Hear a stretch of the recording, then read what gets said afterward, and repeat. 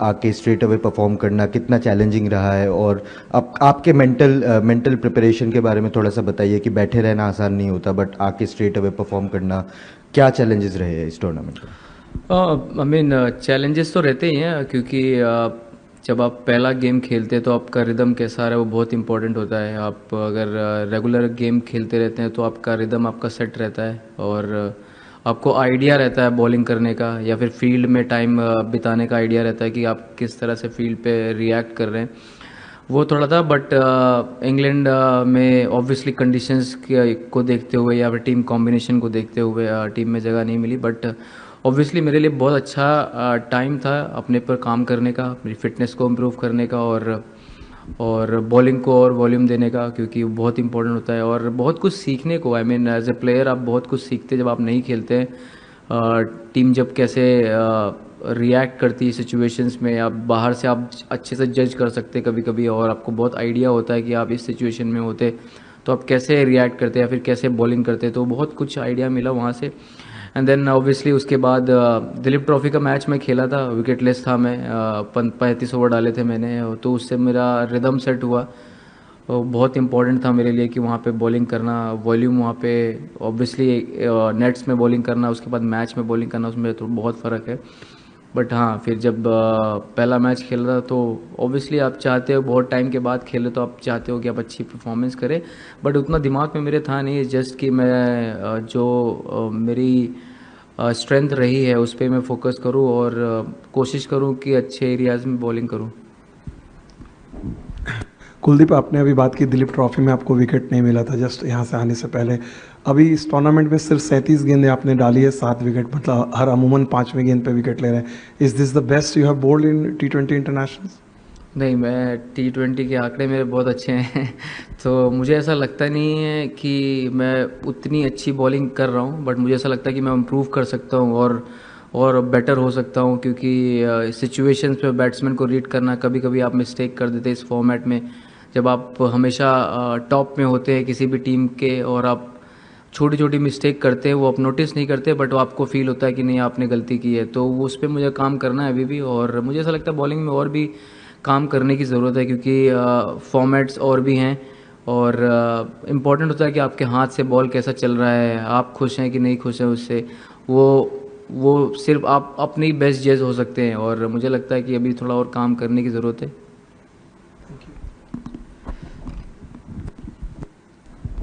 कुलदीप भाई, 2022 के बाद जो चेंजेस आपके बॉलिंग में, आपने काफ़ी बार पहले भी बोला है, रनअप को लेके, एयर स्पीड को लेके और वो सब, क्या वो चीज़ें मसल मेमोरी बन गई हैं अभी, मतलब 2-3 साल में? एंड जब आपको गेम टाइम रेगुलरली नहीं मिल रहा होता है तो वो चीज़ें ध्यान में रखना कितना इंपॉर्टेंट है जब आप वापस खेल रहे हैं तो? नहीं, अभी एक्चुअली वो मेरा रिदम सेट हो गया है और उतना उसमें प्रॉब्लम नहीं है मुझे। और मुझे ऐसा लगता है कि छोटे छोटे से एंगल्स यूज़ करना बॉलर्स के लिए वो बहुत इंपॉर्टेंट होता है। और एज ए रेस्ट स्पिनर मुझे हमेशा लगता है कि आपका रिलीज पॉइंट कैसा है, आप कैसा अपना, आपकी फिनिश कैसी हो रही है, आपका बॉडी ट्रांसफ़र हो रहा है कि नहीं हो रहा है।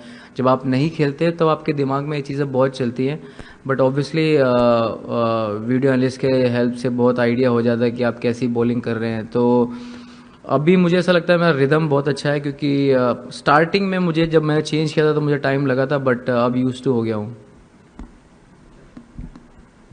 Kuldeep, from the Champions Trophy, of course, that was 50 over format, but are the surfaces a lot different now as compared to then? If yes, how is that adjusted and synced in the way you bowl? And secondly, the work that you're putting into your batting, because obviously so much focus on number 8 wanting to bat in T20 cricket, etc. So just the work that you've done in that aspect. Obviously not worried about batting,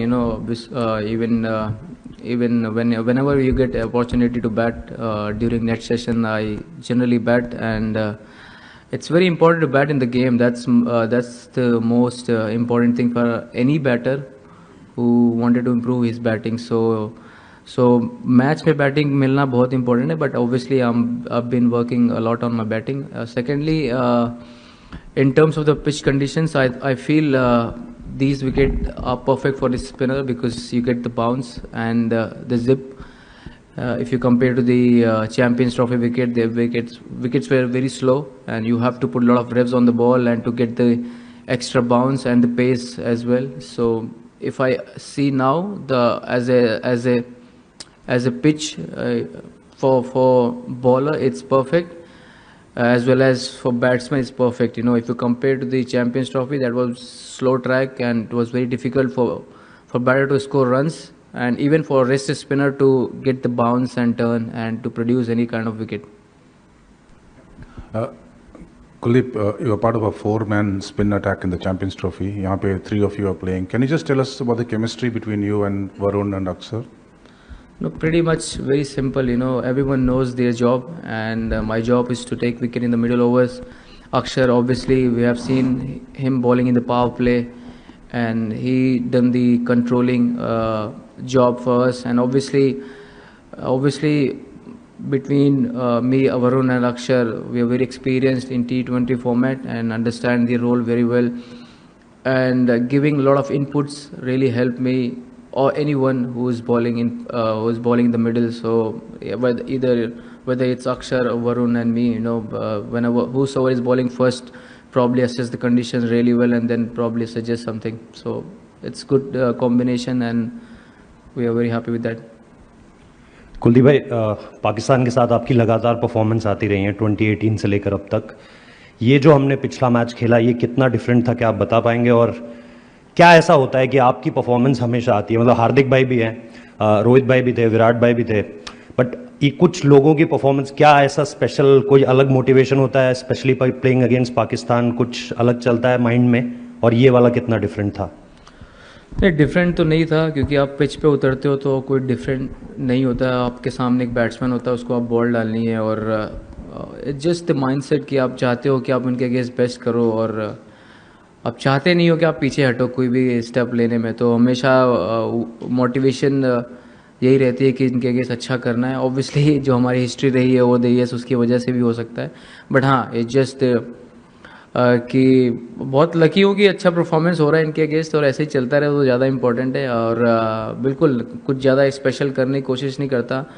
batsman को read करता हूँ, कौन कैसी batting करते हैं. Obviously इनके साथ काफ़ी मैचेस खेला है, तो पर्टिकुलरली बैट्समैन के बारे में आइडिया है कौन कैसा खेलता है. कुछ नए प्लेयर हैं, बट ऑब्वियसली उनके साथ खेलूँगा तो ज़्यादा आइडिया होता है कि वो कौन कैसा खेलता है. बट उसी को कंट्रोल में रखते हुए और अपनी स्किल को बीच में मिक्स करते हुए, वही बहुत इंपॉर्टेंट है. कुलदीप, एक चीज़ ये जानना चाहूँगा, आपने पहले क्वेश्चन में बोला कि कैसे आप बाहर से गेम को रीड कर रहे थे, आपने वॉल्यूम डाला, लेकिन एक चीज़ की कम्युनिकेशन कैसा रहता है फ्रॉम द हेड कोच? क्योंकि बार बार जब ये 8-3 का ये होता है कि एक एक्स्ट्रा बैट्समैन जो कि बॉलिंग कर सकता है, तो एक परसेप्शन भी होता है कौन बैटिंग कर सकता है, कौन बॉलिंग कर सकता है. और आपने जब भी टेस्ट खेला, आपका परफॉर्मेंस हमेशा अच्छा रहा है, कभी ऐसा नहीं है कि कोई इनकन्सिस्टेंट पुअर परफॉर्मेंस रहा टेस्ट में. तो ऐसे सिचुएशन में 2 महीना एक कंट्री में हर रोज़ निकलना, प्रैक्टिस पे वो टाइम देना, मेंटली कैसा रहता है? कोच के साथ क्या कन्वर्सेशंस होती है? नहीं, क्लियर कम्युनिकेशन था, और कभी कभी ऐसा 3-4 मैचों में ऐसा लगा कि मैं खेल सकता हूँ, बट अनफॉर्चुनेटली नहीं खेल पाया, just because of the batting depth उनको चाहिए था. और कम्युनिकेशन बहुत क्लियर था, और मुझे ऐसा लगता है कि वो बहुत इंपॉर्टेंट चीज़ है. और गौती भाई का बहुत स्ट्रेट फॉरवर्ड था, और कभी मुझे लगा कि खेल सकता हूँ, बट जैसा आपको पता ही है कि बैटिंग डेप्थ की वजह से हम नहीं वैसा हुआ. बट इट्स जस्ट कि ऐसा कुछ नहीं था कि पर्टिकुलरली स्किल को लेके या फिर बैटिंग को लेके ऐसा कुछ था. आई मीन जस्ट कि जगह नहीं बन पाई कंडीशंस को देखते हुए या फिर कॉम्बिनेशन को देखते हुए.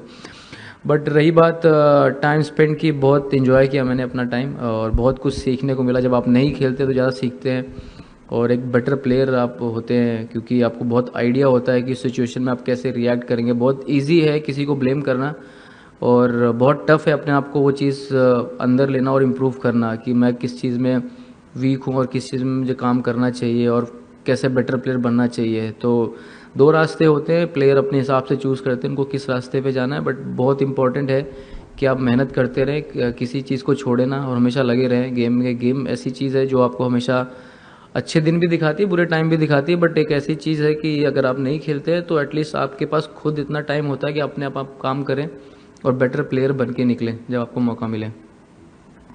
कुलदीप, इसी बारे में थोड़ा सा जानना चाहेंगे, क्योंकि जब भी इंग्लैंड में भी मॉर्ने मॉर्केल आए या फिर रायन टेंडुलकर आए, हमने पूछा तो उन्होंने ही कहा कि टीम कॉम्बिनेशन की वजह से आपको वहाँ पर शायद बाहर रखा गया।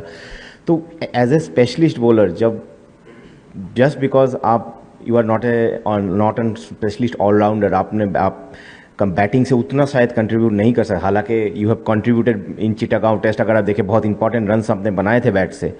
तो क्या आपको लगता है कि गोइंग फॉरवर्ड आप नेट्स में भी बैटिंग के ऊपर बहुत मेहनत करते हुए दिखे, तो क्या आपको लगता है कि बैटिंग के ऊपर और थोड़ा सा काम करना चाहिए?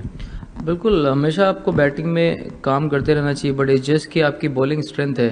अगर मैं किसी भी टीम में खेलूंगा तो एज ए बॉलर खेलूंगा, तो मेरा काम रहेगा विकेट निकालना। अगर मैं विकेट नहीं निकालूंगा तो मेरी जगह ही नहीं बनेगी, सिंपल एज दैट। सो बहुत इंपॉर्टेंट है वो चीज़ को समझना कि भाई एज ए प्रॉपर आप बॉलर खेलते हैं टीम में, आपका काम है विकेट निकाल के देना टीम के लिए। बट आप नेट सेशन, प्रैक्टिस सेशन इसीलिए होता है कि आप किसी भी स्किल को इम्प्रूव करें। तो डेफिनेटली उस पर काम हमेशा करता रहूँगा, जैसे कि मैं हमेशा करता रहा हूँ। और मैंने एक चीज़ सीखी, हमेशा लाइफ में मेहनत करते रहो, बाकी चीज़ें अपने हिसाब से होती रहती हैं। और बिल्कुल जब आपको टाइम मिले तो क्यों नहीं अपने पे काम करा जाए। हाय कुलदीप, ओमान के साथ अब मुकाबला है, कैसे इंश्योर करेंगे कि कंप्लेसेंसी नहीं आए टीम में? और ओमान के लिए एक हिस्टोरिक मोमेंट है, भारत के साथ खेल रहे हैं, पहला इंडिया और ओमान का मुकाबला है।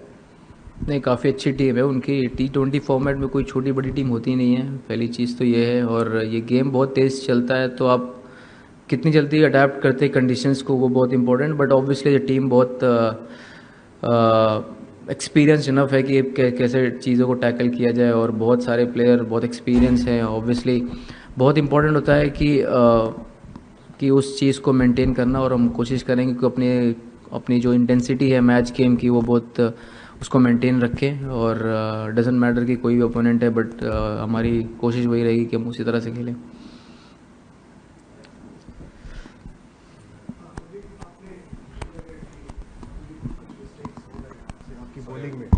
हाँ सॉरी कुलदीप, आपने बोला कि कुछ मिस्टेक्स 2 मैचेस में जो भी खेला आपने, और कौन सी ऐसी गेंद होती है जब कुलदीप यादव के हाथ से निकलती है तो आपको लगता है now I am doing well, I am bowling well, ऐसा है आपका?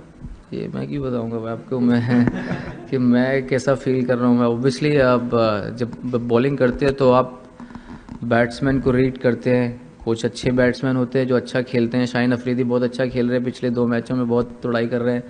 तो छोटी छोटी मिस्टेक आप करते हैं, फिर आपको रियलाइज़ होता है कि शायद मैं ये बेटर कर सकता था। और ये गेम ही ऐसा है, जब आप फेल होते हैं तो भी आप सीखते हैं।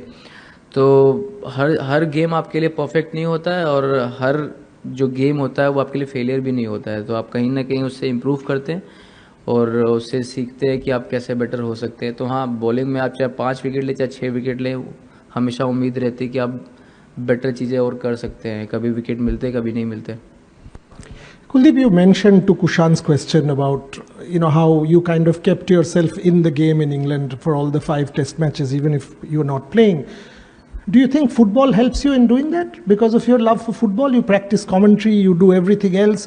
It actually is following some other sport and getting yourself immersed in some other sport, taking your mind off cricket, allows you to kind of do what you do better and keep yourself involved and deal with mental health challenges, especially when you're perhaps not playing? 100%. I mean, if you follow other sport, you get to know how it feels when team is performing really well, and you see the bench strength of their team.